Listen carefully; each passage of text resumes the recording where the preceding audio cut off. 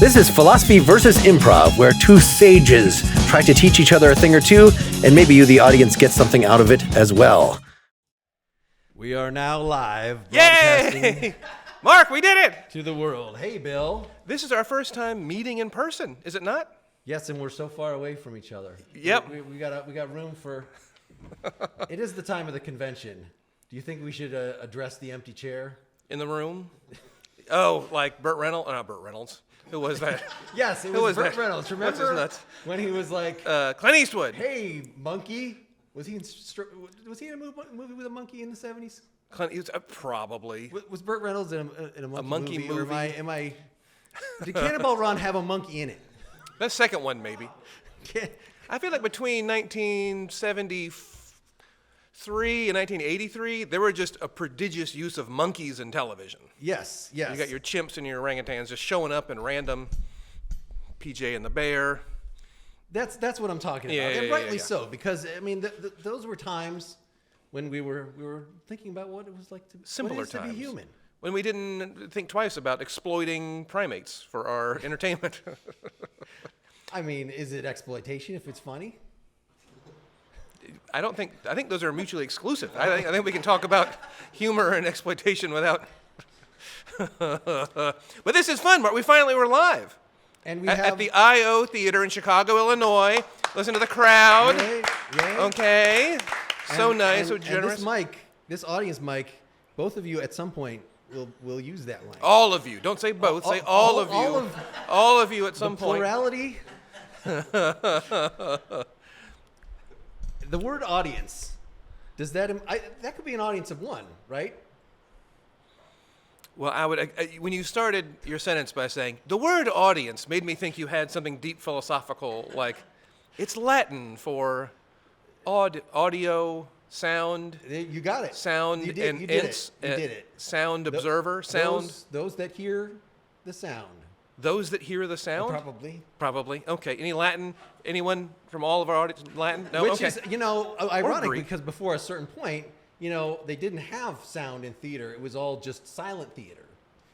Before they developed the technology to get the sound from the stage to the audience. I think they just talked really loud or wore masks with big faces on them. Yes, that's exactly what. Because the ancient Greeks, they had their big masks, and so And acted they very big. They weren't able to actually say the lines. The playwright had to stand offside while playing the zither, and recite the stuff. Well, you had the chorus saying things, and it's more than one person. That's right. Okay, so a whole chorus of people who could then say the thing. Mark, we actually have an arts educator in the audience who probably knows so much about ancient Greek theater, and all those traditions. Are you saying we've vamped enough and we should bring up the guest now? I think so. Yes. All right, introduce the guest. We have a guest today. I said arts educator, but so much more as well. Mr. James Whittington is in that house. Here it is. With all this roaring applause. Great. He's making his way to the microphone. James Whittington. Can I call you James Whittington III? I think that would just sound a little more regal. Sure. Okay. Yeah. Yeah. Why not? Is he lying? Are you actually an arts educator, or what? No, I am actually an arts educator. And this means that you educate the arts. Yes. The arts sure. themselves. Yes. No, I teach a variety of arts to a variety of people. Theater mostly, yeah. Theater. Theater. Okay. Directing. I thought the vagueness there was acting. covering up something illegal. Oh no. Various arts. Various arts. Safe cracking. Yeah. Is that it? I mean, that would be a pretty sweet art to know. Yeah. You don't come across many safes, though. No.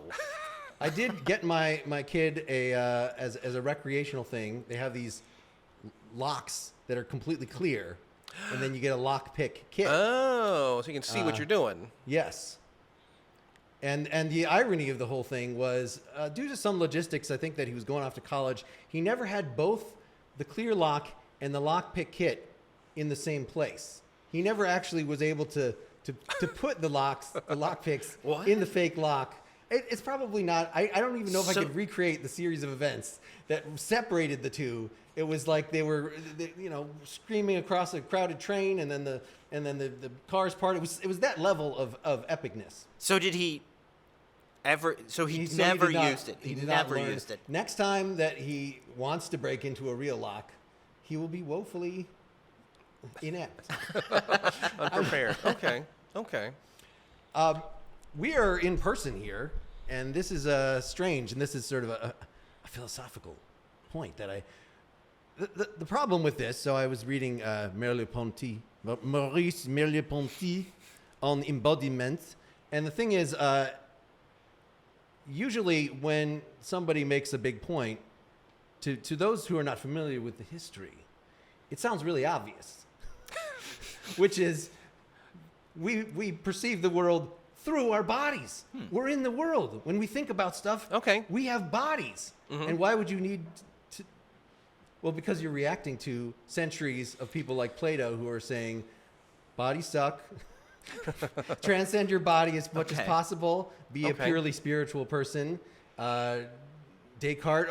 I don't even know if I have a body. Maybe maybe an evil demon is deceiving me, and I'm just a pure spirit. So there's a whole. So you'd think that the point would not need to be made that you have a body, or at least there should be something very, very specific and Yeah. practical to come out of it. But you could read a lot of pages of Merleau-Ponty before you get to any particular practical. And it is her point that we do have a body. That all knowledge That I'm touching my body is now. embodied. Yes, Okay. yes, and this gets expanded by other philosophers, feminist philosophers, including Okay. that we all speak from our social station, our Sure. Okay. our particular place, and therefore the judgments that we make about things might not be as objective and impartial as you might think. Okay. So- Is this anywhere like? Is it too surfacey to say like body language? I mean, if even for like a philosopher, would they for someone who's like transcend the body? Are they saying also transcend body language? Like, I should be able to just with my words, Right. cold Pure- words on paper are pure just as rationality. good. Pure rationality. Right. Cold words on paper are just as effective as Barack Obama on a stage how talking to poignant. people. I guess effective for what purpose? Are we trying to Politics. dupe people? Yes. Oh, dupe! Oh, wow, Mark. Wow, you've played your hand. Dupe. Barack Obama's duping people. Wow. Okay. Yes, if we're Aristotle wrote about rhetoric, that this is actually his primary way of talking about, of analyzing the emotions, is about in speeches how you get a rise out of people, how you get them to feel this or that In their and- bodies? Feel but in their bodies? But it's very much separated from actually expressing truths, right? It's if you want to bring in, if I'm going to influence you with my emotions, with my body language, with my sheer attractiveness, then probably I'm doing something a little fishy. If I'm trying to get you to, convince you of the best school board Okay. policy, for instance, Okay. as came up in Obama's speech. Not Okay. that exactly, but yeah. Yeah. Okay. So yes, weigh in from the arts educator point of view Yeah. before we make you act out a scene involving. Oh, this. good. Great.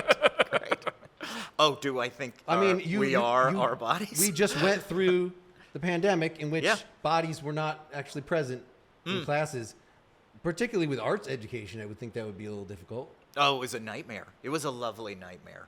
A lot of very awkward Zoom situations. I taught in a Zoom improv class where one person refused to turn on their camera. That was chilling until that person eventually said, "Listen, I was just here to meet people," and then said, "I'm just going to check out," and then never returned. I appreciate their honesty. Yeah, no. I can really appreciate the fact that they were trying to do something new, and what they got was something new, and there they are. Yeah, so I wish them very well. Sure. Yeah. Did you have similar as a teacher, as an educator yourself? Yes. In the improv world, you were still Zoom doing was- things though on Zoom, and it seemed like it was. I mean, actually, I'm starting to teach a class now strictly on Zoom. And Okay. that allows me to include people from many countries, and I don't think they miss seeing my full body.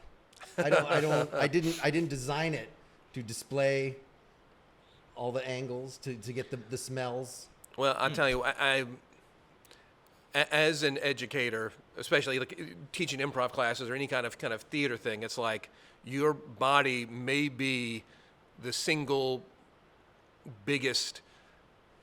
It verifies what your words say, or it undercuts what your words say. How you stand, how you say it, where you are. It has a tremendous ability to undercut or agree with what's going on. And the best actors can, without noting, with it just casually say their tone, their words, everything points in one clear direction.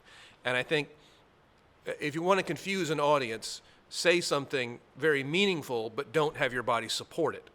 And they won't believe your words. Or they will believe your words hesitantly. Does that make sense a little bit? Like, yeah. I'm the president. Welcome to the White House. It's like, are they really the president? You know, there isn't like, okay, I believe they're the president. They won't believe you. Or they'll believe you hesitantly. And that's really powerful. This reminds me of way before I was working in a space with actual budget, and we would have to rehearse plays in my living room. Okay. We had what was called the CAT test. So I would be rehearsing plays in my living room, and if the actors weren't true to the actual topic, so if they weren't actually angry, if they were not accessing those, my cat would just wander through and sometimes just jump up on their lap and go to sleep. And it was a sure sign that they weren't being true to the moment. Because the cat registered, no, this is still safe. If you were really angry, they would have not even come into the room. Yeah, Do we have any cats that we could use for No. this? Let's find out. Yeah. Cats don't speak English. They're not going to hear the words. Mark. I mean, so you say. How do you know? My cat seems very much when I swear at it, when I tell it it should die soon because I'm annoyed at it. It takes those to heart. It grieves for days. Okay, fair enough. It's a way of trying out insults. Sure. I mean, it has no recourse to the law or therapy or other human beings that it can tell on me to, so it has that advantage. But yeah, it seems like this whole. I guess we should explain to the listeners that even though we're on a stage, we are tied down by technology. We have to talk into these goddamn microphones that are on big stands in front of us. And yes, we could have arranged something else, something wireless, something headset based or chest based, but we did not do that. I just brought all my stuff, and so we're splayed around here like some kind of science project, and so we cannot get up. And in fact, apparently 3 years of doing this, we've not been doing improv because our bodies have been irrelevant, more or less. Well, they have, and even, well, they've been a little relevant. We can still change our voice. You know, we can change our tone. You know, and we can see each other on Zoom and see a little bit about it. But I think, Mark, this is going to really pop. I think you're going to be blown away by the meaning we can convey live that we could never convey over Zoom. All right, really pop like that pole vaulter and his improv, where he really popped and he knocked the bar down with his genitals. Is that that where we're going? So something like that. But you know, if you feel the need to get out of your seat and do something, we can describe. We're still on the mics. Okay. So I'm just yeah. We have another mic, in fact, that's set up over there for the audience. So there is some room for improvisation. Is that the word? Yeah. Perhaps we should get to some of that. We can do it. I like the idea of the not having your body language or your tone, your vocal, something match the information that's coming out of you. Is there some way that we can make that? Yeah. Hey guys, welcome to the party. Welcome. We got chips and things, and drinks, whatnot. You know, for free. Help yourself. Thanks, really glad to be here. I've been looking forward to seeing your place. I'm really, you know, I don't make a lot of friends at work, and the fact that you invited me, I'm tickled pink. Thank you so much. This is your house is much nicer than the way I thought you had described it. Yeah. Thanks. Yeah, just There's beers in the fridge. Help yourself. Anything. And you got chips and whatnot. Man, he's so cool. He just like says chips and whatnot, and it's just like nothing to him. Yeah, I mean, man. it's. I know. I couldn't afford these. I couldn't afford these types of chips. Are these? Did you import these? Huh? These are Nostrotonios. I've never even heard of this kind of chip. Where'd you get these? Just at the store. They're at the store. I don't know. Just, hey, it's a party, right? Let's have a party. Let's have a party. I don't feel comfortable even opening these chips. I want to wait till somebody else opens them because they look too nice. Yeah. It's like a work of art. Are we the only people you invited? I invited a lot of people. I mean, if you have a public event and only 2 people come, I mean, that's a little... I mean, I'm honored. I'm going to be honest, I'm honored. Yeah. I'm honored if you only invited us. No, and everybody, okay? I invited everybody. It's a party. All right? 2 people's not a party, okay? Well, there's 3 of us. Well, that's the host doesn't When does it count. become Doesn't a the host party? count? When does it become a party? Like 5 or 6. I don't know. There's more than one conversation going on. That's a party. James, I don't know if I'm even... He's really just so cool. I feel like I should just sit quietly and watch the proceedings. Yeah. Isn't that what you would do in a public event that only 2 people come to? Exactly. Wouldn't you feel a little... normally somebody might feel insulted by just being asked or having the social institution imply that you should just sit there not participating. But I feel, such of a lower stature compared to him that I Yeah. Absolutely. Yeah? Yeah. We're just going to... We're going to be over here in the corner. Yeah. Okay, yeah, that's fine. If you want to get pizzas or something, we can pass the hat, or... Could you order it? I want to see him. I so want to see him order pizza. He's so fucking cool. Oh, my God. Dynamic. Can you just... Yeah. Can you call up the pizza place and let us watch? Huh? You want to watch me order pizza? I mean, yeah. You can use my phone. Just like the No, grace. it's fine. I'll order pizza. What do we want? Cheese, pepperoni? Oh, You decide. Yeah. Something fancy. Something like Is they this, usually... is this fun for you? I mean, are you having fun? I mean, isn't it obvious? I Yeah, don't- yes. Very, very much so. My gestures match my face, and my thoughts match my mind matches my I don't even know if I have an internal thing going on. It's really all out here. That's just kind of what you bring out in me. Okay, you're having fun? I mean, if you're having fun and you're having fun, I must be having fun. That must be the feeling I'm experiencing. So you have a feeling you're Yeah. presuming is fun, but you're not... Yeah. It's this setting or crying. So I'm going to assume if I'm not crying, this must be fun. Okay, I'll order Beverly Cool at Papa John's or Domino's or whatever. Yeah. Yeah, you decide. I just want to hear you lay it on with them. I want to hear you. I want to hear those words, those very carefully chosen. All right. Here we go. Yeah, this is Papa John's. Yeah, I'm having a party. And we probably want pizza or... you probably get this call He said all the probably. time. He doesn't...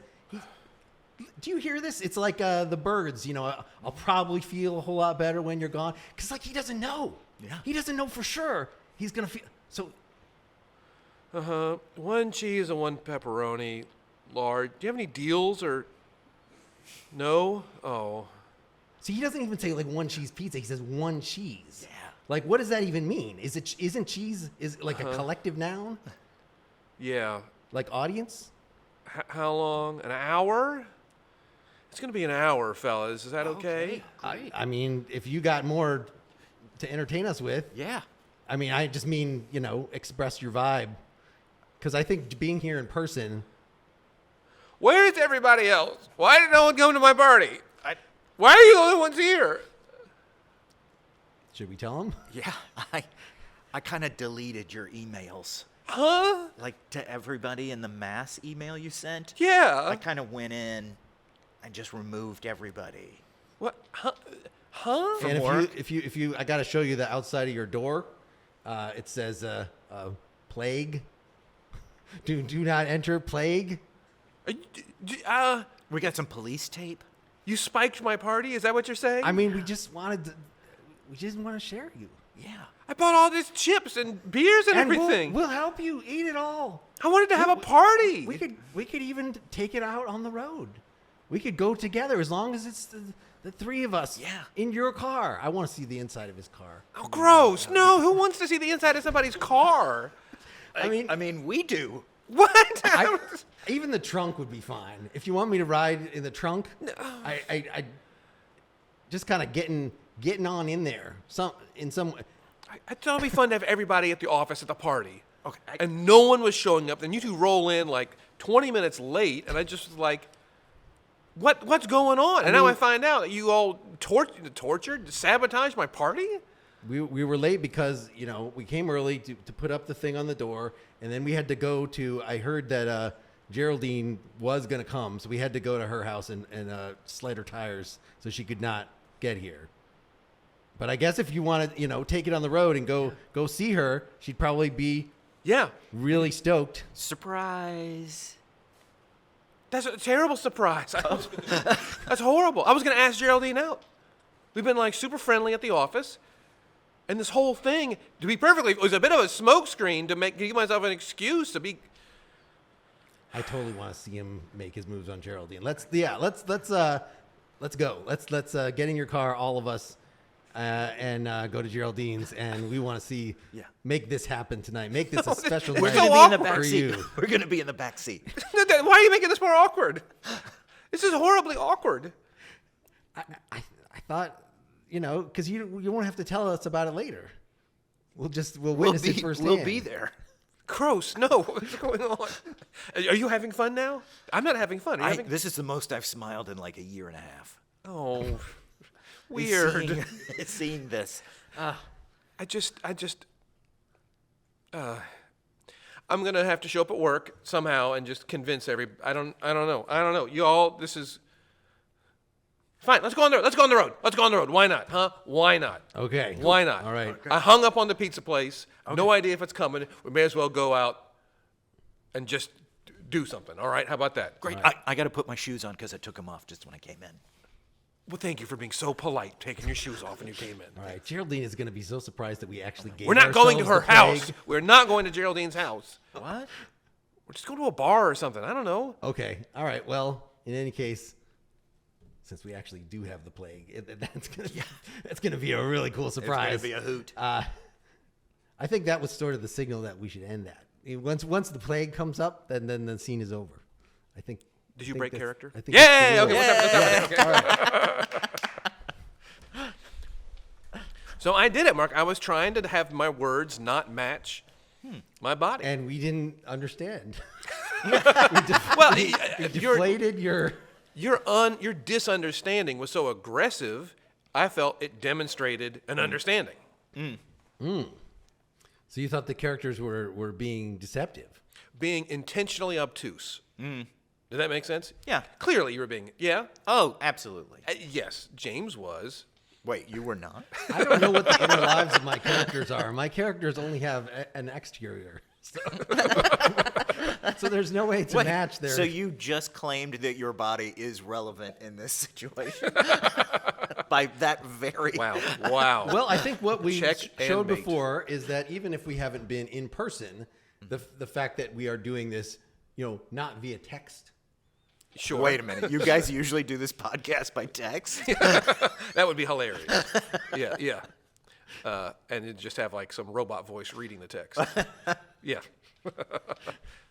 All right. That's going to be the new thing is we're going to make a transcript.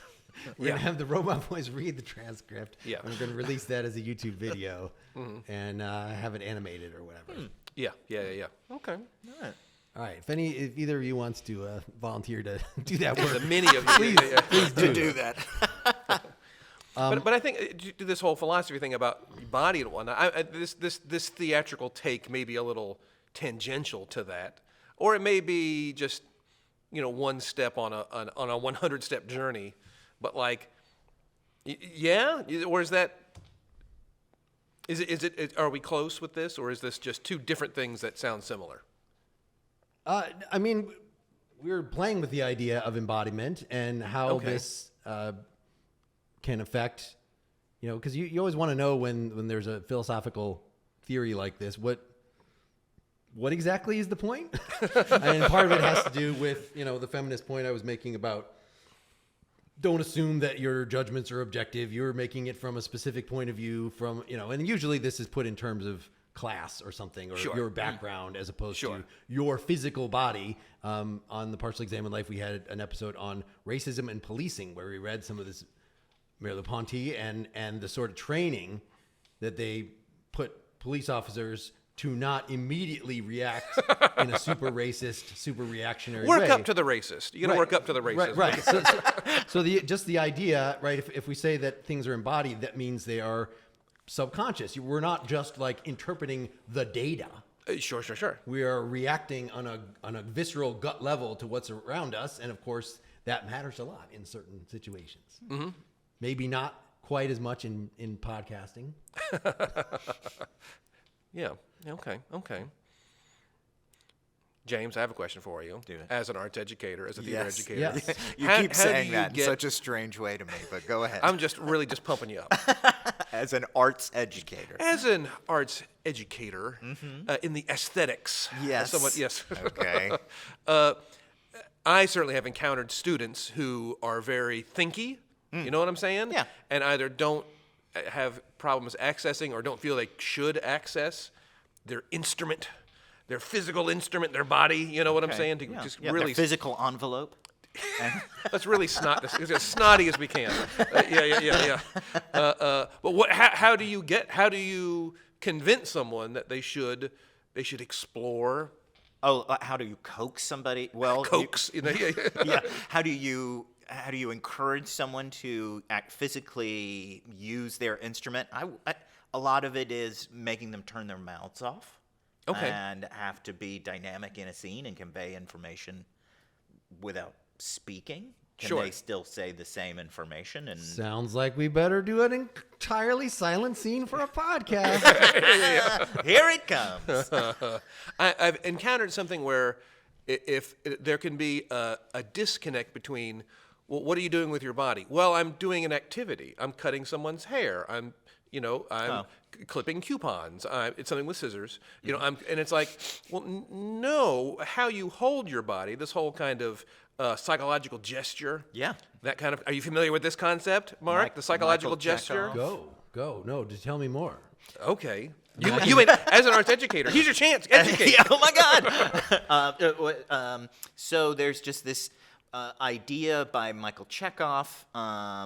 He's famous, by the way. He is Okay. famous, cousin to Anton. And he essentially, it's the idea that if you motivate and you practice and you create these physical gestures, it's not that you're walking around making these gestures, but you start really broad, and it's a lot of movement to start off with, and then you start to metabolize it, and by that I mean you sort of bring it inside. And so it's still this internal rhythm that you are acting out or being aware of, and it helps to motivate the way that you act in an improv or in an acting scene. That was really intense. I was just going for, you know how certain people always do certain things with their bodies? Yeah. That would be the other definition. Yeah.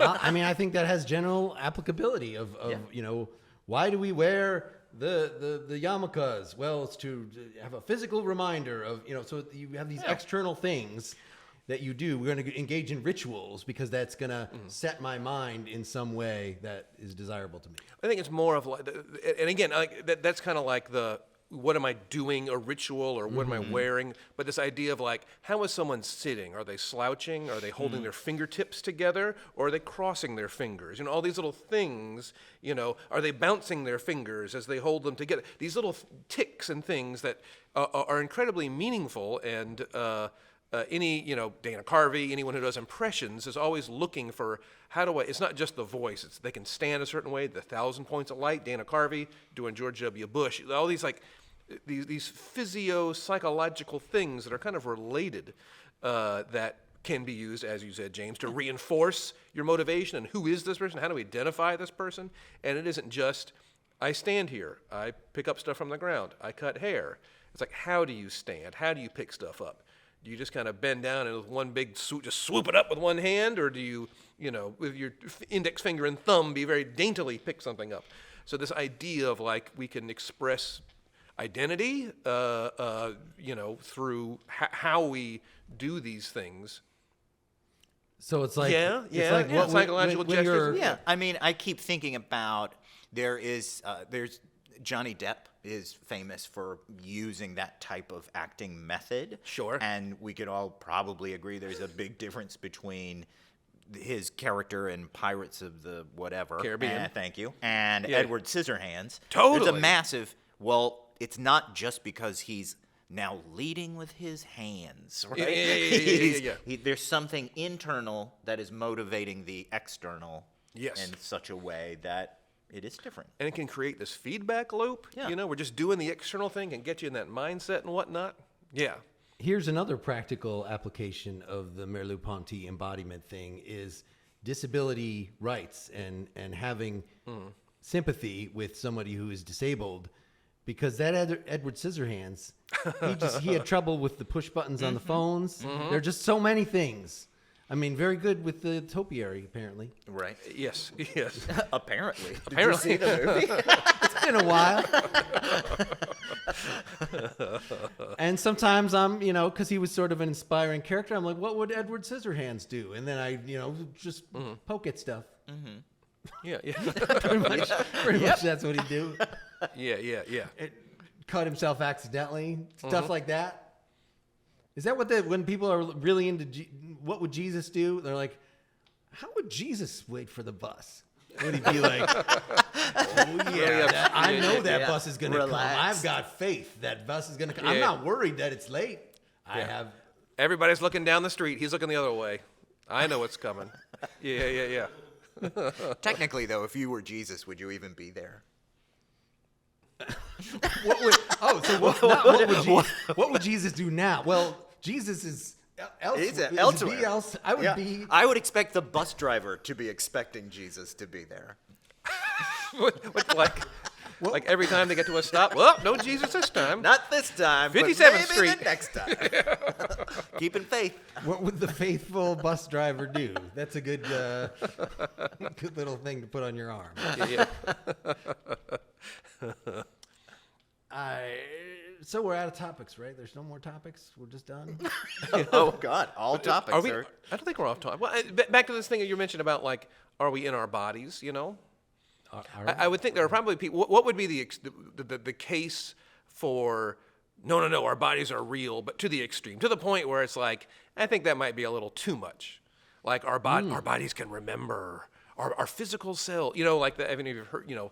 Any of those concepts are ringing any bells, Mark, or is that just too I mean, I could new agey? I don't. Right, if you're like, I can't learn things unless I'm in the room with the person. Okay. It would be the corollary of, I don't learn well over Zoom. Nobody learns well over Zoom. Yeah. So I have to physically go to them, and I have to engage with them. I mean, this is educational theory, like John Dewey, folks James, like that arts educator. We should not. Arts educator, not careful. Yeah. He did not do the Dewey Decimal System. That's okay. a different person. Different guy. Yeah. But yes, the very much into the how do people learn. They definitely don't, give them a list of stuff to memorize. That's not great. Yeah. They're not merely information dumps. They're interactive beings, and so you got to get them with their hands doing some things. Okay. Some feedback, maybe some electroshock. I mean, that's not part of Dewey's recommended practice, but I would think that it does follow from that. Yeah. That if that's probably good. Do you find electric shock to be helpful? or just hey, you're not. I think that's the cat is sort of like that. I mean, if the cat would claw your nads if you don't do the thing that you. Well, the cat. I don't bring the cat in and go hold this cat, and if you're actually angry, cat will be upset. I'm gonna throw the cat at you. Yeah. That's not my. I'm gonna shake this cat up and throw it at you to see what happens. Yeah. Was it kinesthetic learners? Is that what we're talking about? Yes, I guess that would. Okay. I don't want to say it's too far because I don't want to yuck someone's yum. You don't like that? I like the power of that expression. I hate that expression. Yeah. Well, I think as a real kinematic thing, you have to. The reason you want to be in a room with the celebrity, you want to be at the concert instead of just watching it on TV. Totally. Because you got to be able to taste them. What are we talking about now? That would be the a little too far. Well, if and you're there is asking. something you mentioned, like celebrity. I think celebrity is a real thing, and for whatever, I bet there are. I would go on a limb here, but every culture in the world, every human being has some concept of celebrity or fame or something, or this person is more important, and just being in the same room with them is special or meaningful. And I think that I could see that being a human thing. Like a real thing. I know certainly at this theater, the IO Theater, Chicago, Illinois, every now and again there will be someone of note who comes through, or a former alumnus or something, and it isn't necessarily that, they've got a new show or they're reading from their book. It's like, no, they'll just be in town, and it's a sold-out show. Just to sit in the same room with them is somehow meaningful, And it's different. It's not the same as just being on television or they have to perform. If Taylor Swift were to say, hey, I'm having a concert, I'm not going to sing any songs, I'm going to sit on stage, read the paper, do the Sudoku, Sudoku, whichever it is, I think people... Sudoku! I think people would probably, I'd buy tickets. I'd pay $15 to sit in the same room with Taylor Swift for an hour. I bet people would pay more than $15. I saw John Cleese in a theater recently, and that's pretty much what it was. It was kind of like, let me answer some audience Q&A. I'll show some Monty Python clips. You like me, right? Yeah. you like the fact that I'm still alive and can but that's kind of be in a room with people. I saw months before he died, Kurt Vonnegut was at the public library, and he would freely admit that I am so old, I am not doing anything of value anymore other than just being here, and just halting in speech. But it was meaningful to everybody just to be in the same room and somehow, clap for. I get to clap for him, and he gets to hear me clapping, and he gets to participate in all the joy he's brought us reading his books. There's something there, and I don't know. You had sex with Kurt Vonnegut, didn't you? Oh, is no. that what you're saying? Come on. For Sorry, I was still on the line of what is too far is like the groupies who would be like, I don't want to just witness all the rock stars. I want to collect them.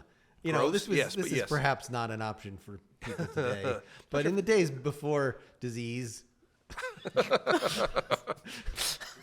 groupies, in the 60s and 70s, it seems like this was a thing that happened. Yeah. The collectors. Yeah. So I've always found it weird it just seems inefficient when one person's talking and then thousands of people are just focusing on them. Like, really? They're so important. We got to do that. Like, talk amongst yourselves. Do something like that. So I think in the spirit of that, we have this mic. Have any thoughts come to the mind of either of you? I don't want to really put you on the spot, all of you. but all of you. But if you want to get up and contribute something to the conversation, if you have a question, even if it's totally irrelevant or a thought, you would be welcome. Okay, we have someone coming up here. All right. Thank you very much. Thank you very much. Tell the audience your name here. And my name is Bill, Chicago, Illinois. Hi, Bill, Chicago, Illinois. Hi. This is kind of a dream come true because I've listened to your podcast, The Philosophy Side, for a while. So not this podcast. This just is to clarify. This is universe, very Mark. different. I don't know what the hell's going on. But I want to hear more about your hatred for the phrase "yuck my yum." Yuck and yum are kind of childish words, and like yummy, you know what I'm saying? It's like, to me, that's what a child would say, and and the fact that they both begin with Y is it's like, there's no fun fact, it's just an accident of the English language that fun and fact start with the same letter. Mm-hmm. So it just it kind of rings a little, I don't know, childish or dismissive. Yeah, hey, whatever it is you yum, I'm down for it. So I was like, don't say my passions aren't my yums. Gross. Now, Bill, I don't want to fuck your yuck, but I think that I don't. Does that think make anything. sense, or am I? Yeah, am I because the being, first time I heard it was from a first grade teacher, and she used it all the time. Well, so thank maybe you, that's first grade appropriate, Yeah. So that's great. And then I guess, She used it all the time. yeah, I mean, It is a she good piece explained- of advice to small children of They like, do understood. not disrespect. Yeah, yeah. Right, and she had a very diverse classroom, so it was important when they had foods coming from different, Serbian or different parts of the world. Wait, if they go yum, do I have to say yuck? Please respect the autonomy and cultural differences of your fellow students. I think that's more efficient to say that. Yeah. So, and I had one other follow-up question, if that's okay. Please. About this idea of having knowledge without using your body at all. That seems, it seems very abstract to not use your body, and I see a movement towards kind of embodied cognition all over the place. So, what are your guys' thoughts on that? It seems to be swinging more in that direction. Right, and one of the places that this comes up is like, is artificial intelligence actually possible? Could you actually develop a knowledge of the background information that you would need to get along in the world and make correct inferences about questions you're asked if you have not been moving out in the world among things? Sure. Do you know what space and time actually are? Have you experienced these things? It's sort of a general. There's a famous philosophy of mind thing about Mary the color scientist, who's this woman has been kept in a black and white room her entire life, but she's given all these books about color, and so she knows every physiological, every fact anybody's ever said about color. But yet, when you actually let her out of the room and she beholds the beautiful green grass, then does she learn a new fact? What is the thing that is added? Sure. Yeah. Well, I know don't they have some color blindness correcting lenses now, or some color Those blindness glasses? aiding glasses that they can? Maybe we can do this experiment. Finally, we can do this poor experiment without torturing poor Mary. Yes, I bet this was not actually done. I think yes. I think a experiencing experiment? experiencing the color is different than reading about. We've all read about other countries, but when you go travel there, then you get to experience it. And it makes it real. It makes it like the first time I saw on my extensive world travels. No, but just like it's like I've seen a million pictures or movies of Roman columns or something, and through a strange twist of events, I happened to be in Switzerland, and I was walking with the guy who lived there. I'm like, whoa, is that a Roman column? Oh yeah. It's 2,000 years old, and I'm just like, I was shocked. I'm like, oh my gosh, there it is. And one of the million, how many Roman columns are there in the world? But it literally stopped me in my tracks for a second. He's like walking down the street, leaving me because he sees it every day. Yes, you did not know what it was like to take a Roman column for granted. That is what you've learned. Is there a pun in there? I feel like there should be a pun. I don't know. Yeah, but it's just I don't know. It's like, am I fooling myself? Did nothing happen to me? I'm not saying I learned something that I could write down, but in that moment, it's real. Hey, I saw John Cleese. Hey, I saw Kurt Vonnegut. Hey, oh my gosh, that's him. It's for real now. Back to what I was saying earlier about you can say everything, but when people see you performing, and you're really, really acting really, really well and supporting your dialogue with your body, it resonates. It's just like, you've had a chance to see really, really good actors on stage before. It is so powerful. It's palpable. And I feel like we just don't get that opportunity, especially as regular people, to see really, really good actors do their thing. So I'm so glad you came Live to the in office today with your, as you know, at Experiences Are Us, we try to expose you to the things that you've long read about, you've heard about, you've perhaps seen in the films, and we give you firsthand, or as much as you can afford for your budget, experience of these things. So, Mr. Latilda, what you had some strange things on your application. Can you tell us more about what you'd like to experience? Well, I recently saw the movie Total Recall, and I've been thinking about wanting to experience an off-Earth experience, another planet. Okay. Are we talking about the original Arnold Schwarzenegger or the reboot? Fuck the reboot. Okay, all right. Okay. Well, I have to tell you, you're going to experience right now what the man in Total Recall did because you are from off-planet. What? Everything before this moment has been, you have been conditioned to forget your time off-planet. So just like the man in Total Recall, you're now experiencing the fact that you were off-planet. Hold on. But you hold on. I'm you calling don't my remember. wife. I'm calling the woman who says she's my wife right Yes, now. you should probably divorce her right Hold on. now. I am. I'm right now. Yes. Hello. Yes. Yeah. This is not working out. What? Okay. She agrees. All right. That was very clean. And now you've experienced, you probably heard about the by-phone divorce, and now you've gotten to experience that. So we are going to charge double for that. Did you have something? You just divorced your wife? Oh yes. This isn't real. Nothing prior to this was real. Yes. We're taking this too far. Well, let's look at your application. What did you have? Can you tell us? I just wanted to be underwater, to swim underwater, without a scuba tank. Well, you can do that. You know you can do that. Well, but for longer than I could hold my breath for. Oh, okay. That you Like a can. fish. So you want to be a fish? I don't want to be a fish. I want to know what it's like to be a fish without being a fish. All right. So How close can I get to fish before I'm a fish? Like a mermaid. A merman? what- Is a merman a half fish? What is a fish like? I want to be a fish, Well, no, but I'm not a confused. fish. what is it like to be a fish? That's your question. Well, Yes.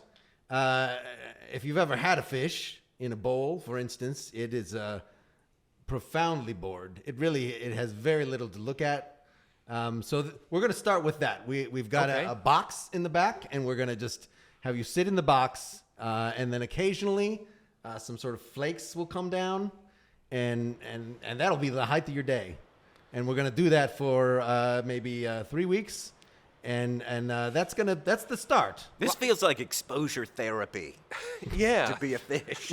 I want to be in the water. I want to float. I want to be buoyant. I want to swim and feel what that's like. Okay, so the fish they have gills. Mm-hmm. So what we're gonna before we put you in the box, I've got a rusty razor here, and we're going to just make some gill like because this is what you want to be like a fish. I mean, a fish they get caught by the hooks. They feel all these things. You want to feel like the fish. It seems like you want the good parts of being a fish without the bad parts of being a fish. I thought you could have just told And me I that's was been a just- fish this whole time. That's ridiculous. and that the fish that we know of aren't actually fish. We're the fish, and they're in yet some other more viscous medium.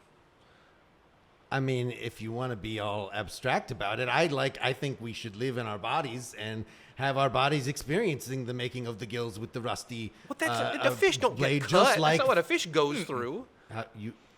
Have you ever seen a fish being made? Gross. I mean- No. No, wait, what? We make What? fish here on a weekly basis, at least, and the fish they do not enjoy it. So maybe I just want to advise you, consider a different fantasy. Is this what they would do on Fantasy Island? They would say, look, I know you want to have sex with the beautiful women, and I know you want to do the adventure, but that sort of sucks. And then they bring in the people that have experienced these things, and they say, yes, actually, that pleasure was very fleeting, and now life seems meaningless. It would have been better if I just had a 9-to-5 job and kept my hopes low. So consider like as if that just happened to you about Okay. the fish. Done. Okay. Okay. Done. Done. All right. Fine. So Do you have anything that you'd like me to experience? Well, you work here, so How what- about experience? What would you? A refund? How about that? How about like, processing a refund? I've heard about such a thing. I think we will try it right now. Okay. All right. All right. So Well, no, I'm good. I just divorced my wife for no good reason, so I'm okay. all right. I think that's enough of that. Yeah. Okay. All right. Yeah. So What percentage of people on Fantasy Island were just like, I just want to make it with a supermodel. Just pages and pages and pages of people applying to go to Fantasy Island. Does either of you remember enough Fantasy The TV Island show? plots to fill us in? I just remember a wax museum, something like that, of people being, corpses being covered in wax. I don't know why that would be a Fantasy Island plot, but it was. It definitely was. And I know, Tattoo was very excited about the plane. Mm-hmm. Yes. Didn't the devil play some hand in an episode or two? I feel like, yeah. Those back when sitcoms used to have the Halloween episode. Yeah. There'd be like a special thing. Oh, the Family Ties Halloween episode or whatnot. So I think we're hitting on a different philosophical, we did experience Fantasy Island, but we experienced it so damn long ago that we no longer feel that embodied connection to the world of the Fantasy Island. We merely have the traces, the remnants. Yeah. And that's ultimately all we walk away from this life with. Wow. All right, we got Yeah. the philosophy there. Are we? It's like an hour. Any other? Do you want to say anything? questions or Come concerns? introduce Yeah. yourself. Come introduce Same yourself. question. Another audience member. Yet another audience member. Hi, one of many, yes. My name's Matt. Hi, Matt. Hi, Matt. Are you an alcohol? No, you don't have to tell us. Okay, Can I do a little riff and see how you feel about it? do it. Sure. Okay. Since we're in phenomenology world with the Frenchman, how about an approach to improv? We start off very platonic, right? We come on stage, we pretend there are little objects. But a good improviser is the Heideggerian that starts thinking, what are my relationships to these things? Which I think leads you into a whole phenomenology of theater, maybe. Okay. There's a little setup for We it. are always already acting in the theater. Yes. We're just by going on stage. We are just making explicit what is already implicit in our everyday behavior. All the world's a stage. No, but I think you're saying this idea of like,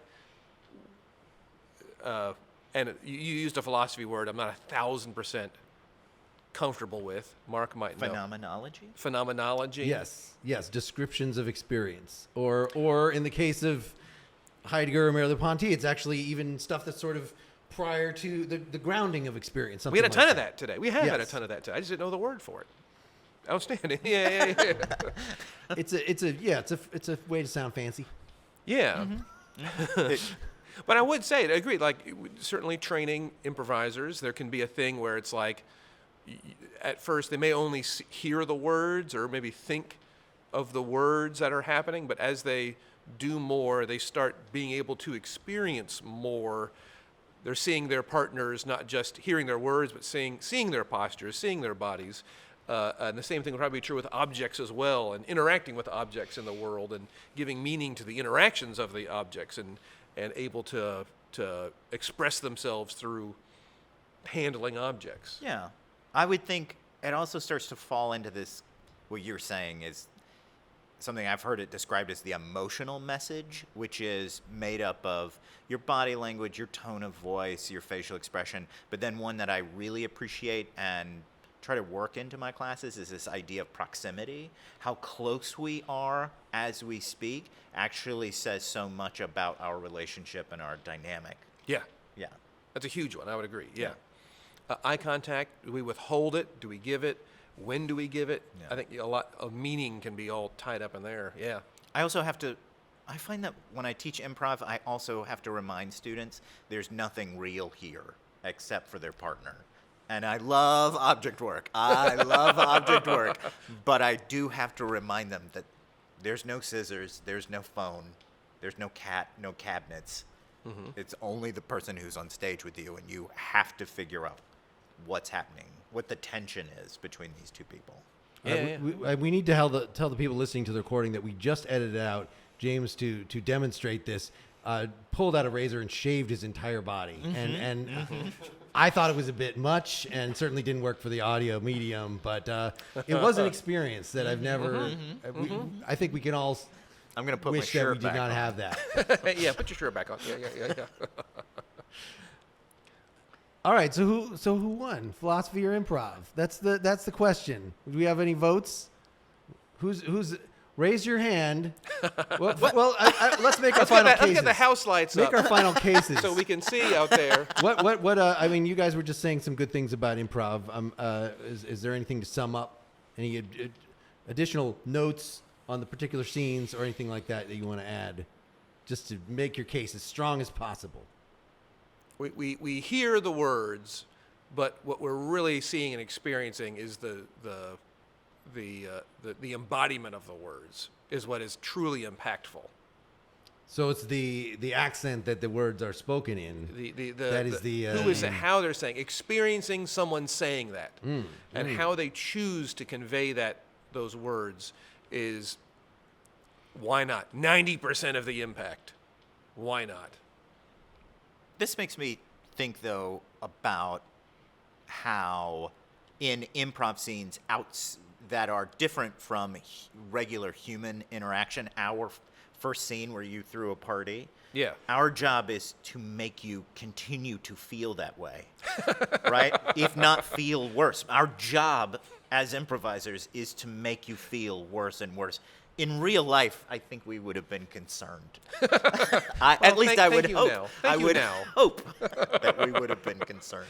I mean, I really liked, so we sort of started, we've talked about in terms of improv, like how many points of view are there in the scene, and that I adopted this aggressively cheerful thing. And initially, you were on board with that, but then you made it very clear that you had no idea how you felt about anything. And I thought that was a really cool choice. I think I'm having fun. I don't actually know what fun is.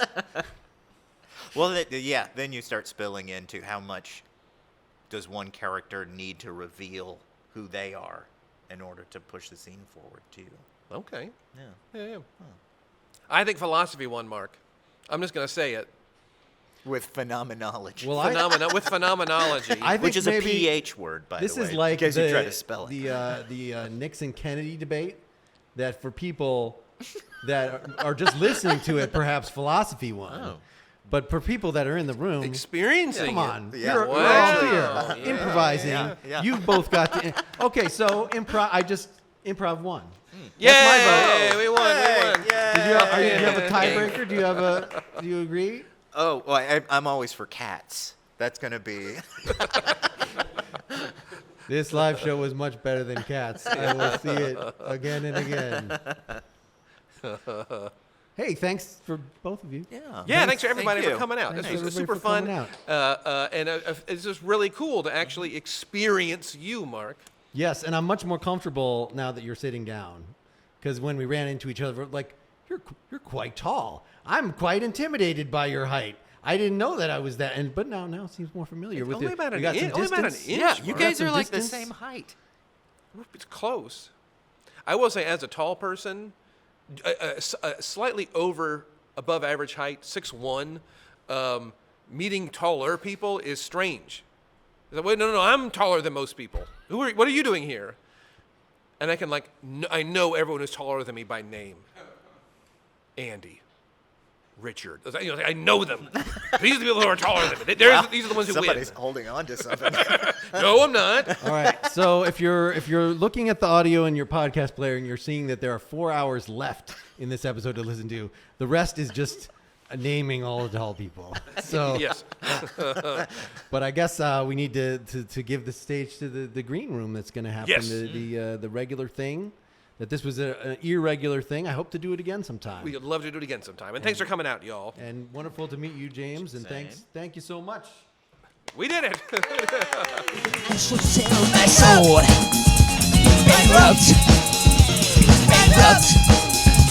Bankrupt.